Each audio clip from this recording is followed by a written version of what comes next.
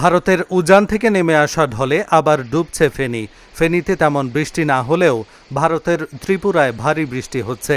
ফলে ভারতের উজান থেকে নেমে আসা ঢলে ফেনীর মুহুরী, কহুয়া ও সিলোনিয়া নদীর পানি বেড়ে গেছে। বন্যা নিয়ন্ত্রণ বাঁধের আগের ভাঙা স্থান দিয়ে নদীর পানি ঢুকে নিম্নাঞ্চল প্লাবিত হচ্ছে। সোমবার সকাল থেকেই লোকালয়ে পানি প্রবেশ করতে শুরু করে। এতে ফেনীর পরশুরাম ও ফুলগাজী উপজেলার নিম্নাঞ্চল প্লাবিত হয়ে পড়েছে।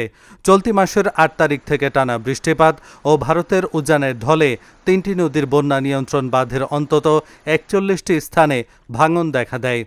এর মধ্যে ৬টি স্থানে মেরামত শেষ হলেও ২৮টি স্থানে এখনও কাজ চলছে। বর্তমানে ভারতের উজানের পানিতে আবার পরশুরামের পশ্চিম অলকা, নবাবপুর ও ফুলগাজীর উত্তর শ্রীপুর এলাকাসহ কয়েকটি এলাকা প্লাবিত হয়েছে। ফেনীতে ২৪ ঘন্টায় মাত্র ৯ মিলিমিটার বৃষ্টিপাত রেকর্ড করা হয়েছে। তবে ভারতের ত্রিপুরায় টানা ভারী বৃষ্টিপাত হওয়ায় নদীগুলোর পানি হঠাৎ বেড়েছে।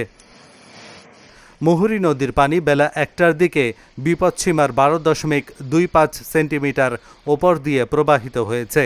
খুব দ্রুতই এটি বিপৎসীমা ছাড়িয়ে যেতে পারে। এতে করে নতুন নতুন এলাকা প্লাবিত হওয়ার আশঙ্কা দেখা দিয়েছে।